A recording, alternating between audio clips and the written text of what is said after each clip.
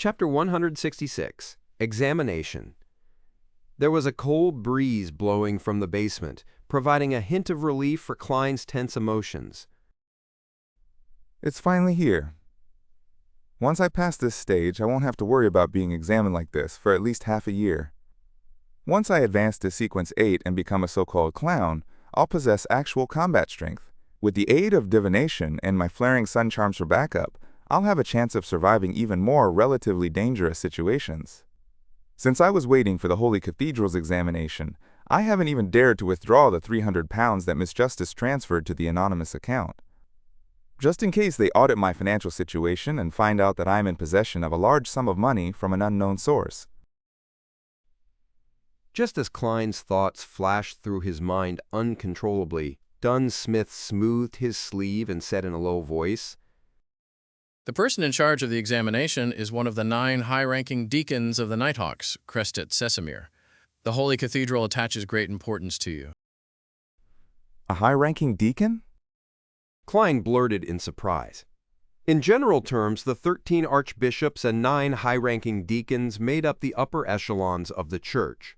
It was said that there was no lack of high-sequence beyonders among them. The 22 ladies and gentlemen were all equal in terms of their rankings. They only followed the orders of the Evernight goddess, and they were only answerable to the Pope. Dunn took a whiff of the cold wind from the basement before nodding faintly. Yes, he's a high-ranking deacon, but you don't have to be nervous. Crested is only a Sequence 5 and has yet to enter a demigod state, so you don't have to be too afraid or reverent. His title in the Beyonder world is the Goddess's Sword. As he possesses a holy item, his combat strength is similar to a newly advanced Sequence 4 Beyonder. I just chatted with him. He was very friendly. If I read between the lines, Captain is telling me that he only said what was necessary. He doesn't want me to be nervous and go according to the plan. Klein nodded thoughtfully and asked, "Where should I meet the high-ranking deacon?" "The alchemy room where we concoct potions." Dunn replied simply, as a hint of gloominess flashed across his face. "The alchemy room where we concoct potions? The laboratory where old Neil made my seer potion?" Klein slowly let out a breath and returned to the Nighthawk's recreation room and took his outerwear from the clothes rack. He put on the black trench coat, placed his hands into his pockets, and walked down the winding stairs that connected to the basement. Then he took a left turn at the cross junction. Very quickly, Klein saw a secret door under the light of the elegant gas lamps that lined the walls. He saw that the long tables in the room had been moved aside to open up a large space in the center of the room. There were 2 classic high-backed chairs facing each other with less than a meter in between them. There was a man in his 30s wearing a black trench coat and a white shirt seated on the chair that was facing the door. His golden brown hair was cut very short, and his blackish-green eyes were as dark as a forest on a moonless night. The collars of his shirt and trench coat were put up, and his entire chin was hidden within the shadows. "Hello, Reverend Sesamere." Klein bowed. Crested Sesamere had his right leg crossed over his left as he leisurely leaned back into his chair. He smiled and replied, "Hello, Klein. You may sit over there." He pointed at the high-back chair opposite him. By the side of his leg was a suitcase made of silver. It was about the size of a violin case. "It can carry a sword with an appropriate length." Klein walked forward and sat at his appointed seat. Crested rested his right index finger on his upper lip as he thought for a few seconds. "I plan to first examine how well you've mastered your potion. That's not a problem, right?" "Not at all." Klein shook his head with utmost confidence. "Very confident." Crested smiled but maintained his previous posture. All he did was intently watch Klein. Klein suddenly felt the light from the surrounding gas lamps vanish, as though they were swallowed by the rich darkness. He suddenly became exhausted, as though his biological clock had struck the time for sleep. But his mind was extremely tense, making it impossible to relax. It was just like when he was unable to sleep peacefully due to overexhaustion. The silent night filled his surroundings as Klein heard the noise of dripping water from a tap that wasn't closed properly. Then he heard the conversations in the Blackthorn Security Company and the movement of the wind blowing through the stairway. Besides that, he didn't see anything that he shouldn't see, nor did he hear any noises that he shouldn't be able to hear. Excellent. Christet's hypnotic voice dispersed the darkness, and the light from the gas lamps inside and outside the alchemy room came into Klein's sight again. Klein suddenly shook off his exhaustion and returned to his previous energetic self. He affected me without me realizing it. Is that what a Sequence 5 Beyonder is capable of? This is the horror of a high-ranking deacon? He recalled what had happened and felt a little frightened. Crestet Sesamir clasped his hands and put them on his knees. He bent down slightly, and his lips were blocked by his collar. You passed the test. You achieved a level beyond outstanding in the mastery of your potion. I'll need to observe to see if there are any hidden dangers in your mind, to make sure that the potion's remaining spirit hasn't changed your character subconsciously or left some problems behind. You have 3 minutes to prepare. Klein immediately nodded and said, All right. He secretly took a breath and allowed himself to enter cogitation to remove various negative thoughts. Crestet didn't speak again. He took out a silver pocket watch from the inner pocket of his black trench coat and flipped it open. Then, he attentively watched the second hand move. 3 minutes later, Crestet closed his pocket watch and said with a smile, I'll begin singing. Singing? Klein wore a look of confusion. Before Klein could reply, Crestet started humming a lovely melody. The melody reverberated in the alchemy room and gradually lost its harmony and went out of tune. Squeak! Scratch! Zing! Klein heard the noise akin to the scratching of blackboards with nails, the sound of bubble wrap rubbing against each other, electric drills drilling, and various other annoying noises. The noises intensified and turned more and more chaotic. They made him want to vent his frustrations and cause destruction. But Klein, who frequently experienced the mad ravings and terrifying screams, restrained his urges very quickly. He displayed annoyance, tension, frustration, and insecurity at appropriate times. Being in too perfect of a state would end up being a problem. It was unknown when Crestet Sesamir had stopped singing. The noises in the alchemy room disappeared, and the room was awash with tranquility and silence. Silence sure is great. Klein exclaimed in his head. Very good. Excellent. There are no latent problems in your soul. Of course, if you wanted to beat me up or stuff my mouth with something, that's only normal. Crestet's mouth was blocked by his collar, so Klein could only determine his emotions through his tone. No, I wouldn't dare. Klein admitted honestly. Crestet smiled and said, Congratulations, you have passed all the tests. Now it's time for the question and answer session. His green eyes suddenly darkened. His gaze was deep, as though he could see through flesh and look directly at the spirit. Go ahead. Klein replied, sitting straight. Crestet maintained his earlier posture and casually asked, You said that your experience in the divination club allowed you to quickly master the potion. Yes. Klein answered frankly, but didn't describe further. Crestet nodded slightly and said, And you said that your inspiration came from the maxim of the mystery priors and also Daly's example. Yes. I found out from one of my teammates who was a mystery prior that those who abide by the maxim of the mystery priors have a lower probability of losing control than normal. After that, I heard that Madame Daly once said that she wanted to be a real spirit medium and that she is a genius that leveled up to Sequence 7 within 2 years. After noticing both situations, I thought I could give it a try. I attempted to be a real seer and outlined some principles for a seer. The outcome was better than I expected. I mastered the potion very quickly. Reverend Sesamir, I'm not sure if you have had a similar experience. When I fully mastered the potion, there was a very special, very magical feeling. Klein confirmed this first before explaining in detail. Klein described his experience as if he only vaguely understood the acting method.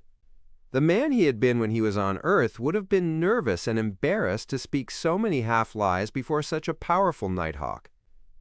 But ever since he transmigrated to the current world, he had lied so much that he was used to it. He could do it flawlessly. The darkness in Crestet's eyes disappeared, and his gaze returned to normal. He smiled and said, Don't worry, it's not an illusion. From his answer, Klein couldn't see any doubt or scrutiny, so he felt at ease. Dunn endorsed your experience. I believe that you really are a genius, with a logical mind and sharp senses. Crestet complimented. He then asked, Did you share your experience with your teammates? Of course. I hope that I can help them lower the risk of losing control. We're teammates, comrades that face danger together. I don't have any reason to hide the truth, but for the same reason I didn't tell the clerks. Klein admitted frankly. Crestet uncrossed his right leg and sat up straight. His thin lips were exposed from the shadow of his collar. He lifted the corner of his lips and said, Although you haven't even been with the Nighthawks for 2 months, I believe that your understanding of partners is much better than many others. I plan to share more information with you, but according to the Holy Cathedral's rules, you have to swear to the goddess that you won't reveal the contents of our conversation to anyone that doesn't know about this. That should be fine, right? I passed the test? Klein was delighted. He nodded without hesitation. No problem. Although I won't be able to teach others the acting method, I can let Miss Justice and Mr. Hanged Man do so indirectly. Chapter 167. Holy Artifact. Crestet Casimir nodded. He leaned forward. All right. Then swear upon the holy artifact. As he was saying this, he bent down to lift the silver suitcase by his foot. Holy artifact? The holy artifact that earned you the title of the goddess's sword?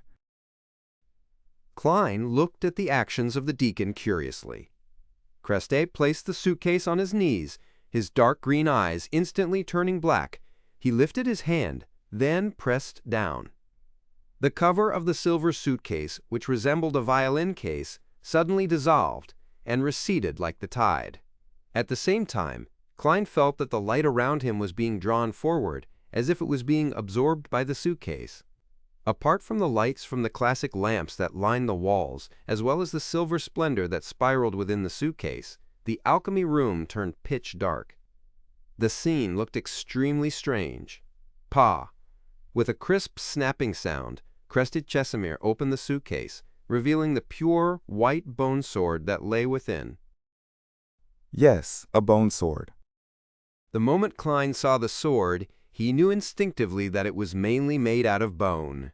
The short sword silently released a pure white glow in the pitch-dark alchemy room, as if it were a moon hanging high in the night sky or a lighthouse in the middle of a storm. It looked as though the sword had no defects on its surface, but a closer examination would reveal that the surface of the sword was laced with layers of symbols and icons. These mysterious patterns intertwined to form the body of the sword. Klein observed the holy sword, suddenly realizing that he couldn't look away. His vision was being drawn towards the sword, as his brown eyes slowly lost their luster. Crestet lifted the suitcase, moving the sword away from its original position. Klein instantly snapped out of his trance and finally freed himself from the nightmare he couldn't escape before. Hell! He cast his gaze to the side and asked gravely, Reverend, do you need me to put my hand on the holy sword? Yes, come over. Crestet's voice was melodious, as if he was singing a lullaby. Klein stood up, still looking to the side as he took small steps forward. As it was dark, he couldn't see where the legs of the deacon were, nor his old leather boots. Stop. Crestet spoke calmly. Klein immediately halted and stood on the spot. He took a quick glance at the pure white bone sword through the corner of his eyes before retracting his gaze again, in fear. With that mere glance, he bent down and extended his right hand, accurately placing it atop the holy sword. A cold feeling swept through his skin and into his mind. The distracting thoughts and feelings of worry instantly eased, as if he was sitting on a roof in a noisy village, smelling the scent of the harvest and admiring the cosmos. Recite after me, Crestet said solemnly. All right. Klein nodded. He then heard the deacon speak in Hermes. standing higher than the cosmos and more eternal than eternity, the Evernight Goddess. I swear to you in my real name and my spirituality. I, Klein, will never reveal the details of the acting method to those who do not know of it from this moment forth. If I go against this, I shall accept any punishment you deem fit. Please witness my oath. Klein collected himself and made the oath in Hermes, following Deacon Sesamir's lead. He had the faint feeling that a connection has been established between him and a faraway being through the pure white bone sword. After retracting his right hand, he drew a crimson moon on his chest. Praise the lady. Praise the lady. Creste smiled and bowed in response. Immediately, he closed the cover of the suitcase and pressed down heavily with his right hand. The darkness was instantly lit up as the light from the lamp once again filled the entire room. Klein noticed that the black eyes of Deacon Sesamir had regained their usual blackish green. He made his way back to his chair and frowned. He asked in puzzlement, Acting method? Crestet cleared his throat. Without answering the question directly, he instead smiled and said, You might feel a little confused and not understand what I'm about to tell you, but I cannot explain why that is so, for that involves the secrets of the church. You will only have the right to know after you become an archbishop or a high-ranking deacon. Klein looked at Sesamir and added inwardly before Sesamir could say it. You will only be permitted to know after you become a core member of the church, such as an archbishop or a high-ranking deacon. Creste emphasized. Klein nodded sternly. Creste placed the silver suitcase back beside his foot and crossed his legs. In the long history of time, the church has had generations upon generations of genius beyonders, slowly figuring out a way to avoid losing control. And the core to this method is the name of the potion. It's not only critical, it's also the key. After looking at Klein's thoughtful expression, Crestet continued. We have realized that the names of the potions all point to a certain group, and this group has their own approach and operates in unique ways. In simpler terms, there are a set of rules that come with the name of the potion, different rules for different potions. When we follow these rules strictly, the risk of losing control is reduced to a minimum. Similar to my set of seer principles? Klein took the opportunity to ask. This explanation isn't as simple or understandable as the one I gave to Justice and Hanged Man. Klein silently criticized. Creste gave an affirmative answer. Yes. When we follow the rules of the potion, we become more and more like the group described by the name of the potion. In other words, we are acting as the job that the name of the potion points us toward. That is the acting method. You must remember, the spirituality of every individual is special, unique. Even though the core rules must be followed by the people who consume the same potion, there are always certain variations to the rules that are unique to the individual. Thus, the experiences of others can only serve as a guide. That is a point that I didn't realize. Klein said sincerely. Thank you for informing me. I will remember that. Crested laughed.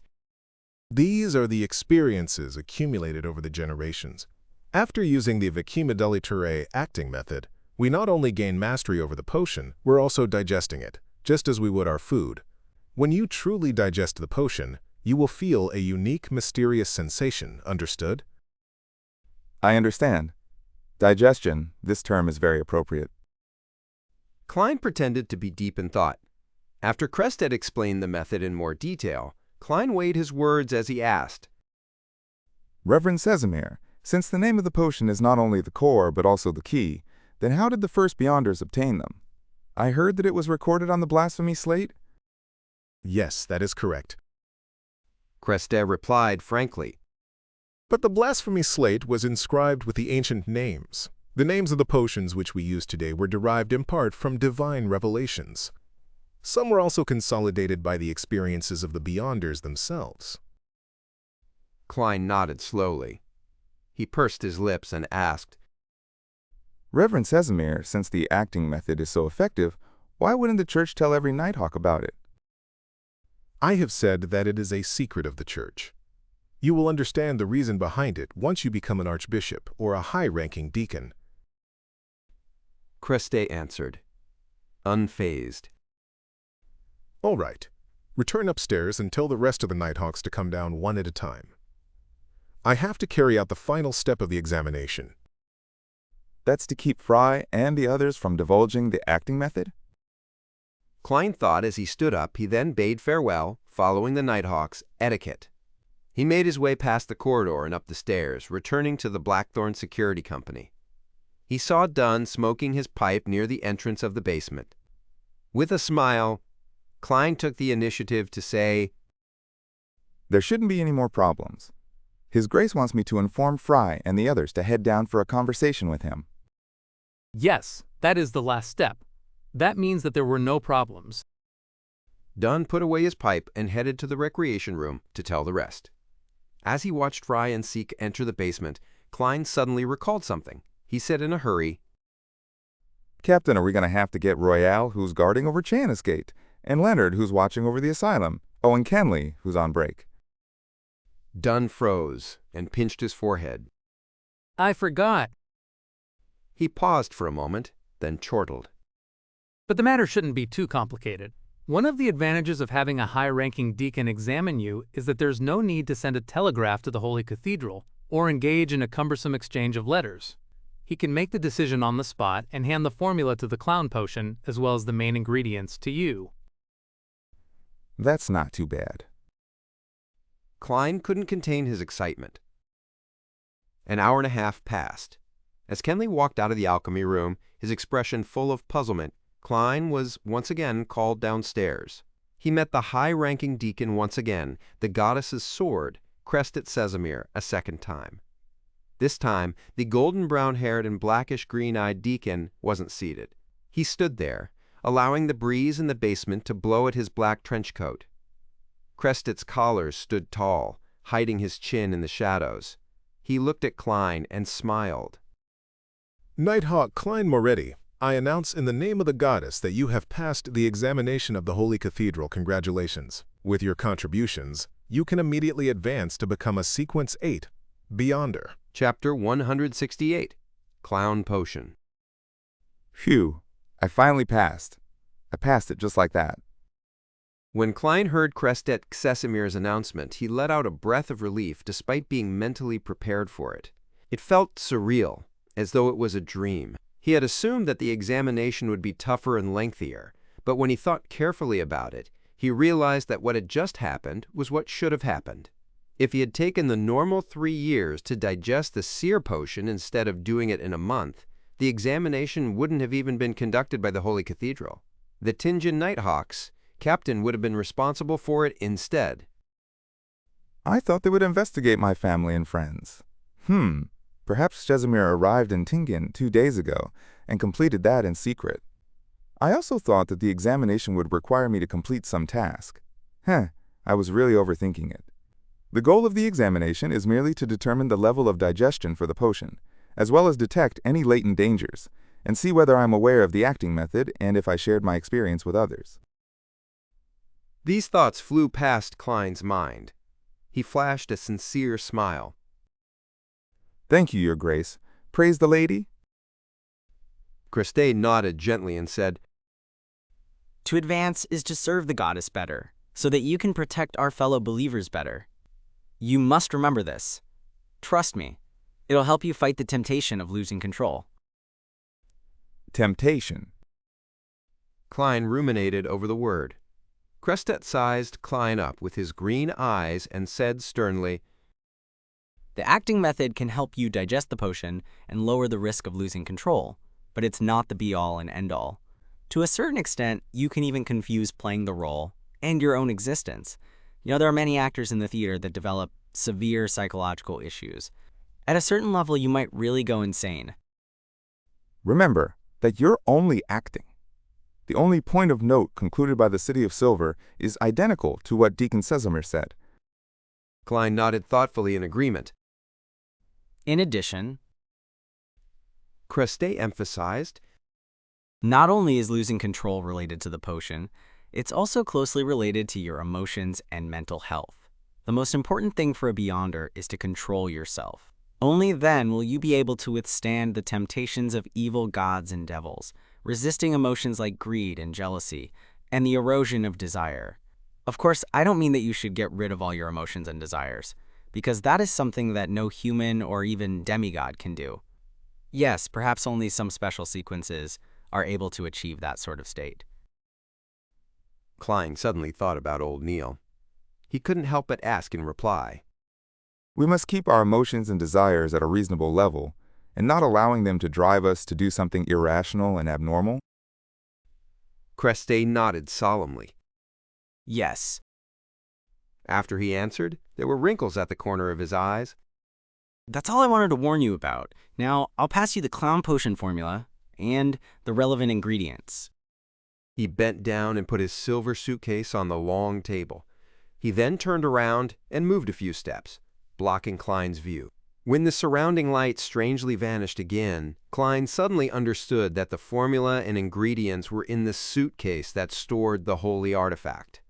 It was simply because his gaze was attracted by the pure white bone sword, which was why he didn't notice, or perhaps he couldn't notice, the other items in the suitcase. After a few minutes, the light of the gas lamps lit up the alchemy room again. Crested picked up his suitcase and moved away, presenting the items on the long table to Klein. Among them, the most eye-catching item was the palm-sized gray goat horn. It looked like a miniature version of a normal goat horn and was crystal clear, swirling with colors.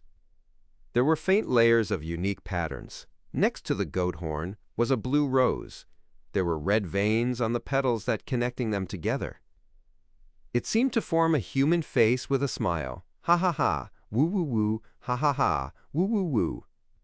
Klein heard illusory laughter and crying diffused with each other, and he saw pieces of gray halos floating in midair. A crystal of the single horn of a matured Hornaceous gray mountain goat and a complete stalk of a human-faced rose, the main ingredients of the clown potion. He nodded indiscernibly and took a few steps towards the long table. 80 milliliters of pure water, 5 drops of torn apple juice, 7 grams of black rim sunflower powder, 10 grams of golden cloak grass powder, 3 drops of poison hemlock. Klein looked at the unfurled goatskin parchment and compared the written content with the formula that he had memorized. After he confirmed that there was nothing wrong, he recalled the demonstration old Neil did. He took a deep breath and exhaled slowly to collect his emotions. With the apparatus in the alchemy room, he distilled some pure water needed by the potion. In the potion formula, pure water referred to water that was distilled over and over again. Then he washed a black metal pot and threw in the supplementary ingredients one after another. He was as skillful as back when he had done chemistry experiments in high school. As the Beyonder ingredients hadn't catalyzed just yet, he didn't see any obvious changes in the liquid in the metal pot. At most, he only saw powder floating on the surface of the liquid.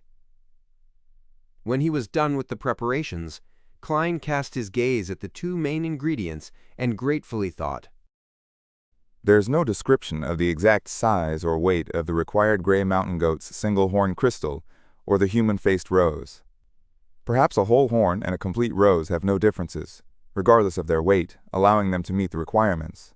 Yes, in the world of mysterious Beyonders, this is definitely possible. If so, I don't have to worry about putting in excessive amounts of the main ingredients. After a few seconds, Klein picked up the human-faced rose and threw it into the metal pot. When the strange flower touched the liquid, it immediately produced a sizzling sound. The surrounding illusory laughter became shrill. Ha ha ha, ha ha ha. Klein didn't delay any further as he immediately grabbed the crystalline mountain goat horn and threw it into the metal pot. Poof! The terrifying laughter disappeared all of a sudden, and the surrounding gray halos slowly converged into the metal pot. Klein lowered his head and saw the liquid in the pot was colored in a mix of gold, yellow, and red. However, the three colors remained extremely distinct at their boundaries. There were bubbles churning and fizzing from the liquid, but they failed to escape from the pot and ended up bursting silently. The scene reminded Klein of Sprite, the carbonated drink from his previous incarnation. This actually looks like a delicious drink. A thought popped into his head that aligned with the characteristics of his culture. Suppressing his nervousness, excitement, and anticipation, Klein poured the liquid from the black metal pot into a glass bottle. What shocked him was that there wasn't a single bit of the potion left in the metal pot. It really is a potion that turns people into beyonders. Klein raised his right hand, and he looked at the beautiful-looking tri-colored liquid. Crested Sesamir, who had been silent the entire time, suddenly smiled and said, Don't worry. At the very least, I didn't notice any problems with the concoction of your potion. I've been waiting here to ensure that no accidents happen after you consume the potion. Don't worry. As long as it isn't anything serious, I should be able to save you. Okay. Klein nodded and placed the clown potion back onto the long table. Then he took off the silver chain inside his sleeve and let the topaz pendant hang down naturally, a slight distance above the liquid. To beyonders of any other occupation, pendulum divinations could only divine a yes or no answer. Of course, when there wasn't enough information, the divination wouldn't yield any useful answers at all. When the pendulum didn't spin, it was called a failed divination. As a seer, Klein's pendulum could also vaguely determine the degree of the yes or no answer. Klein's eyes grew dark as he recited, This potion is harmful. This potion is harmful. 7 times later, he opened his half-closed eyes and saw the topaz pendant spinning clockwise but very slowly. Clockwise means a positive response. In other words, it means that the potion is harmful. However, it spins slowly, which means that it's only slightly harmful. Yes, potions can bring about a loss of control, so there's the possibility of harm. A low level of harm means there is nothing wrong with the potion. Klein let out a breath of relief and wound the pendulum on his left wrist before covering it with his sleeve. At that moment, Crested couldn't help but sigh. You really are a professional seer. I must fully utilize my advantage, but I can't rely on it too much and think that it's all-powerful. Klein replied softly and took up the clown potion bottle. After drinking it, I'll become a Sequence 8 Beyonder. The thought flashed in his mind, and Klein didn't hesitate. He raised the bottle, tipped his head, and gulped down the potion. Bitter. So bitter. It sucks. Totally. He instantly realized what it meant to look good on the outside, but rotten on the inside. His face had contorted as a result of the potion. He wanted to puke, but he couldn't. Then, Klein realized that his face was flushed red. As for the rest of his body, they were experiencing a similar reaction. He was convinced that he looked like a steamed lobster. As for his spirit and mind, they felt like they had been extracted into a thin needle, fusing with the potion, drop by drop, as it stabbed into each and every one of cells. It was a feeling that needed no microscope to observe his cells. Klein stood there and saw the intruder invade his body's most minute areas. For a few seconds, he felt like a robot that was having its parts and electrical circuits swapped out.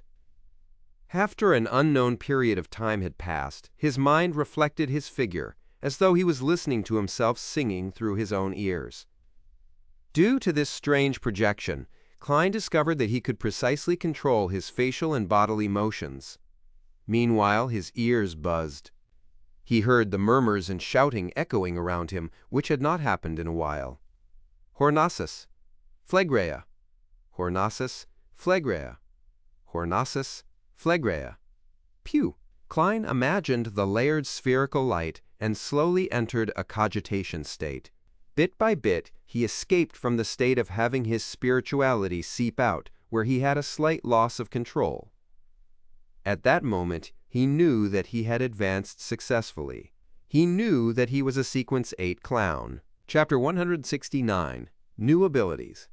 After the color in Klein's eyes went back to normal, Crested Sesamir said with a laugh, You can move about and try to get used to the changes in your body. Try to find the core powers that were given to you by the clown potion. Klein nodded. He considered the fact that he might need guidance from the deacon and thus didn't care about his presence. He repeatedly followed what he had been practicing all this time as he took a step forward. He twisted his hips and threw a punch forward, launching a frontal jab. Pah! He heard the crisp sound of his fist breaking the air. The power in the forward thrust exceeded his expectations.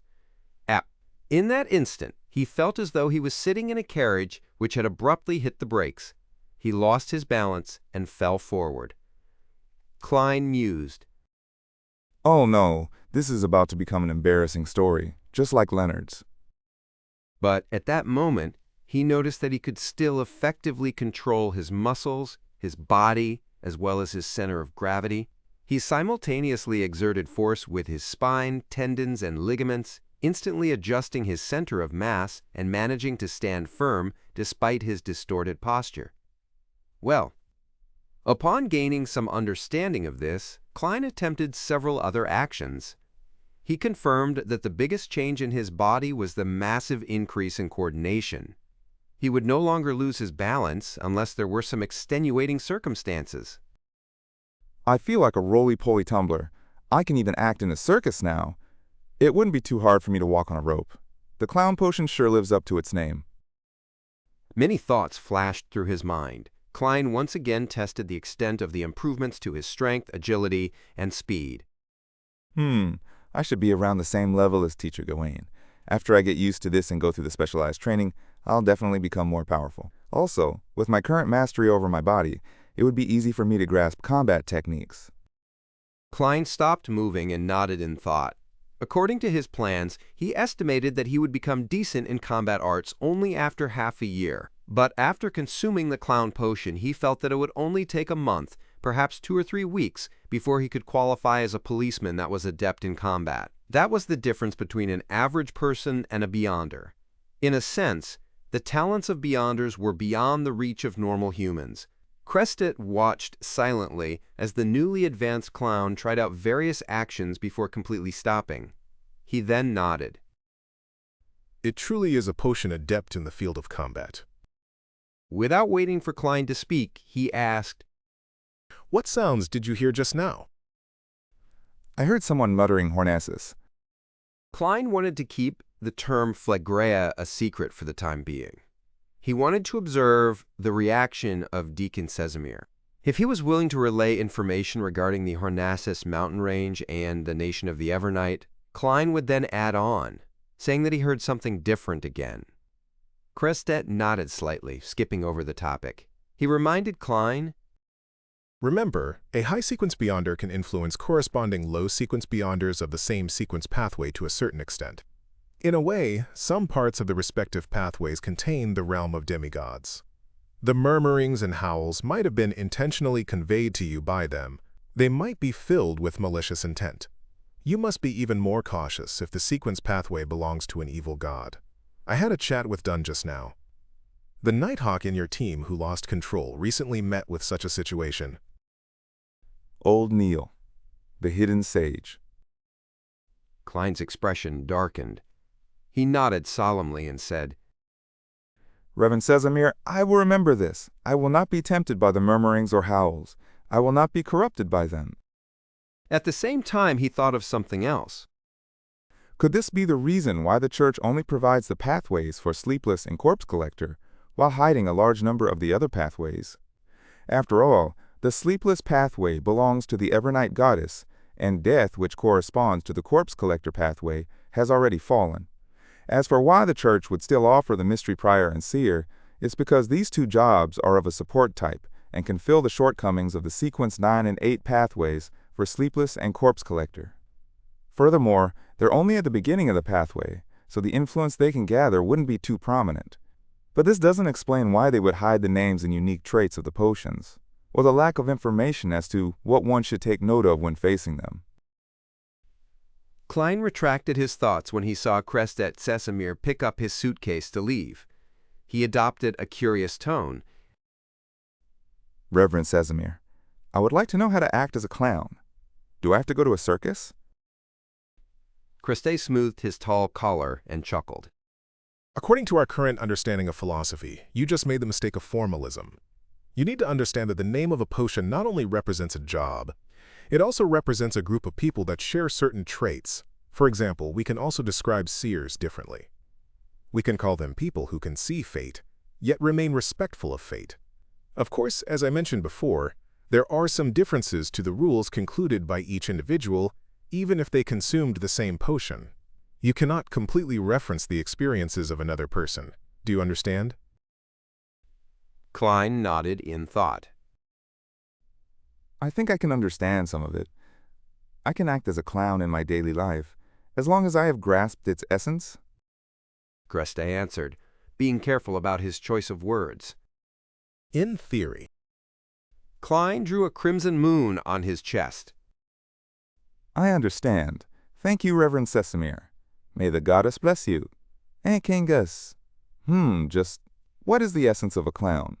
If I don't take into consideration what a clown represents back on Earth, and only think about what it means in this world, a clown is a job that entertains people using ridiculous methods. For example, hilarious get-ups, exaggerated actions, trickster-like performances. The core is that it must be ridiculous, and it must entertain others. It feels a little off. Must I consider it from the perspective of court jesters from ancient times? Klein thought about it silently as he felt at a loss. Crestet looked at him and also drew a crimson moon before his chest. He smiled, revealing the wrinkles at the corner of his eyes. May the goddess bless you too. At that moment, Klein suddenly perceived something, an intuition that felt like a prediction, that Deacon Sesamir would put his left foot forward. He then saw Crestet pick up the silver suitcase and step toward the entrance of the alchemy room with his left foot. 1 step, 2 steps, 3 steps. Klein watched as Crestet walked out of the hidden door, his figure vanishing into the corridor. He was dazed for a moment before he felt intense excitement. The Beyonder powers of the clown potion were more powerful than he imagined. He could intuitively predict a person's next course of action. Was the combination of this ability, coupled with his powerful coordination, exceptional agility, and speed, as well as decent strength, considered being good at fighting with artifice? Klein thought about this revelation. So this can be considered the manifestation of the seer's abilities in Sequence 8, but it's not enough. This pathway must be one that gives a unique ability every time I advance before reaching a high sequence beyonder. But the intuitions I get are fleeting, so I don't think I can take advantage of them every single time. Of course, this ability is powerful enough as it is. Taking advantage of it once should be enough to turn defeat into victory. Oh right, after I reduce the influence of the negative effects that come with the clown potion, I can try the ritual to summon myself. I nearly forgot about that. Yeah, the captain must have infected me with his awful memory. In the midst of his thoughts, Klein observed himself once again. He wanted to see if the clown potion had brought along any other abilities. According to the confidential records of the Nighthawks, if the potion would allow the person who consumed it to gain mastery over a certain spell, the person would be able to faintly detect what kinds of spells he obtained after advancing, as if he was being instilled with knowledge. But I don't sense any of that.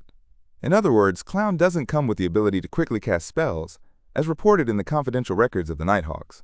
Could the meaning of crafty be that I can now effectively use my expressions and body language to more easily fool people with my lies? Klein stretched his neck while seriously analyzing his current condition. At this moment, he couldn't help but think back to the suited clown he had encountered previously. The clown's peculiar and varied spells had left a deep impression. That member of the Secret Order is probably a Sequence 7 Beyonder. His clown getup was purely to mask his facial features to avoid being placed on a wanted list. It's no wonder that he could hold his own against 2 Sequence 7s and a Sequence 8. If he had deciphered the fact that I wasn't under the influence of sealed artifact 2-049 and avoided falling under its control, 10 of me might not have been enough to deal with him. Of course, Clown is not completely devoid of spells. There are still spells like these. Klein walked toward the long table and picked up the piece of paper that the clown formula was written on. His pupils darkened, and with a flick of his wrist, he tossed the piece of paper into the air. Pa! It was as if the soft piece of paper had become a dagger, and it pierced itself into the wall of the alchemy room. I can bring a deck of tarot cards with me in the future. They can be used both for divination or as weapons. Klein collected himself and started to pack up the objects left behind from the potion's concoction. After dealing with this and burning the formula for the potion, Klein exhaled and left the alchemy room, closing the secret door behind him.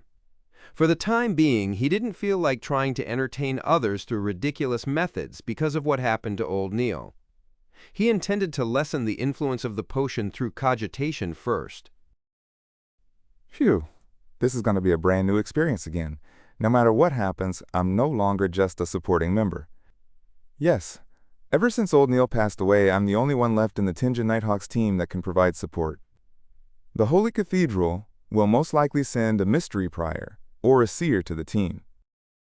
Klein followed the wall lamps walking down the dark corridor and calmly made his way up the stairs leading to the Blackthorn Security Company. He then saw the sunlight in the Nighthawks' recreation room.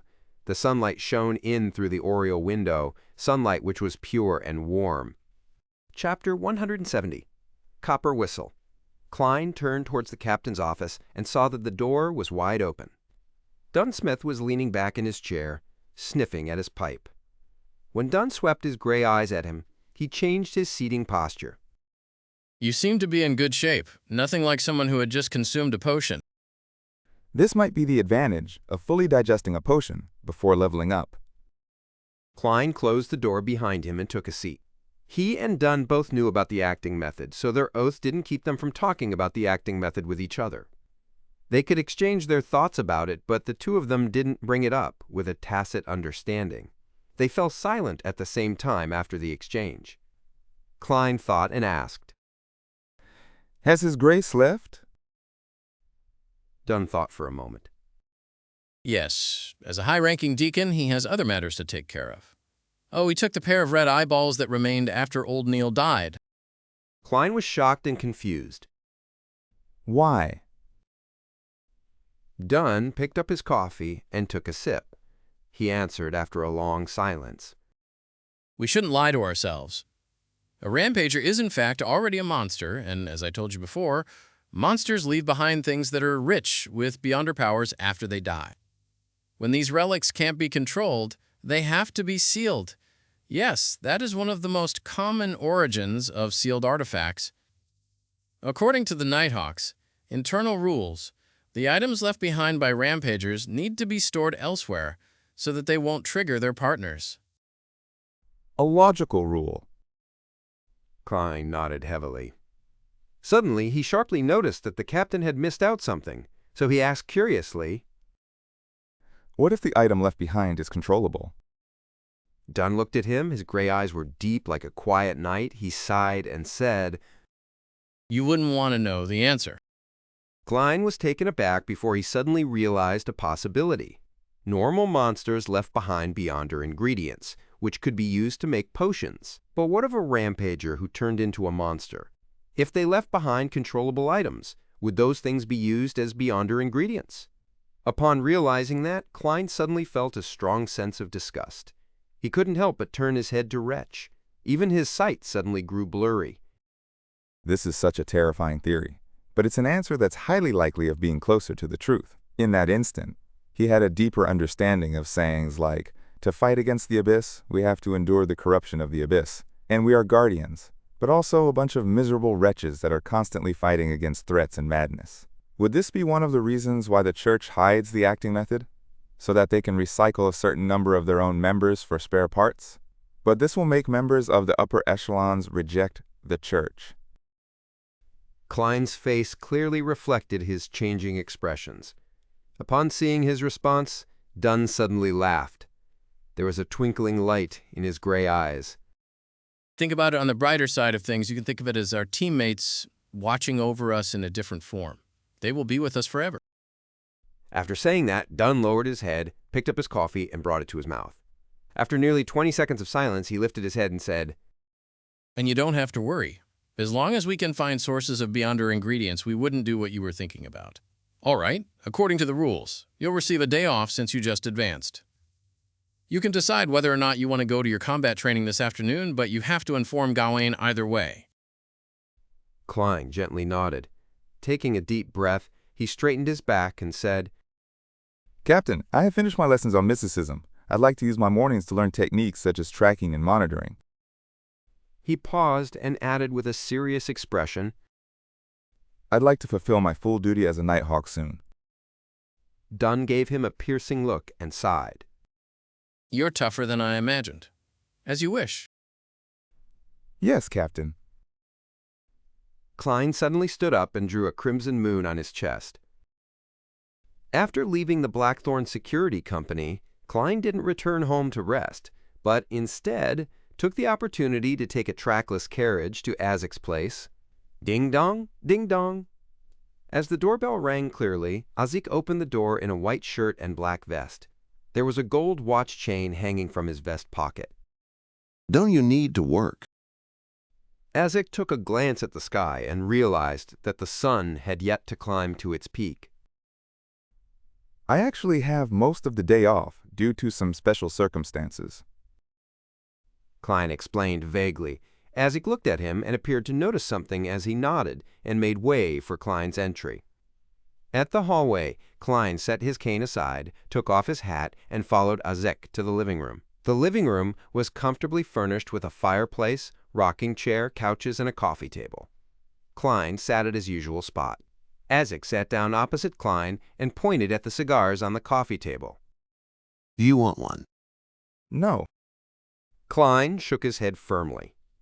Azek didn't attempt to persuade him as he struck a match and lit one of the cigars. At the same time, he asked casually, Have you taken care of the matter at Morristown? I have to thank you for that. Klein replied sincerely. At the same time, he secretly lampooned, Mr. Azek, before you lost your memories, you definitely must have left behind quite a sizable wealth for yourself. Otherwise, how could a teacher who isn't even an associate professor be able to enjoy cigars so frequently? As Azek was fiddling with his cigar, Klein brought up a matter. Mr. Azek, I have something to ask you. Azek replied without lifting his head. What is it? Klein paused and organized his words. One of my colleagues lost control and became a monster. I'd like to know if his spirit was contaminated. He wasn't certain if Mr. Azek knew the meaning of losing control, so he prepared an explanation, just in case. Azek stopped what he was doing and lifted his head to look at Klein. He nodded heavily and said, No doubt. You have to be very careful in a situation like that. If he lost control due to the temptation of an evil god or devil, try to avoid contacting his spirit. It might very likely lead to life-threatening danger. I understand. Klein let out a breath of disappointment. When he was at Old Neil's place, he was too emotional and had forgotten to contact Old Neil's spirit. Neither did Dunsmith remind him at all. Hence, he missed the opportunity entirely. Now that I think of it, Captain didn't forget but intentionally avoided bringing it up. Klein was silent in thought. He didn't dwell on the topic and instead mentioned his previous encounter. Mr. Azek, I tried to divine the origins of Morristown's paranormal incidents. I ended up seeing an upside-down pyramid that extended underground. My teammate told me that it's a symbol of death. Only his descendants would receive such an honor. Azek put down the match and took up the cigar cutter when he suddenly fell into a daze. He was motionless for quite a while. He leaned back into his seat and wore an unusually gloomy expression. After a while, he said in a deep voice, This gives me a very familiar feeling, but I don't seem to be recalling anything. I'm very sorry. Klein sighed sincerely. He had imagined that he could use the revelation obtained from his divination to further jolt Mr. Azek's memories. Azek cut off the cigar cap, shook his head, and smiled bitterly. If it was something that could be recalled easily, I think I would have long found a way to escape my fate. Of course, I have to thank you for your kindness. Thank you for remembering about me this entire time. He thought for a moment before adding, Oh, and I'll be leaving Tingen in the near future. Why? Didn't we say that we were going to find the manipulator behind the scenes, the person who affected my fate and stole your child's skull? Azek held his cigar and sighed before explaining, The target might have noticed my attention and investigation. He hasn't been taking any action recently, leaving me with no clues. Thus, I'm thinking of leaving Tingen for the time being and going to Backland. On one hand, I can take the opportunity to search for traces that I left behind before I lost my memories. On the other hand, my absence might let the target lower his guard. That's right.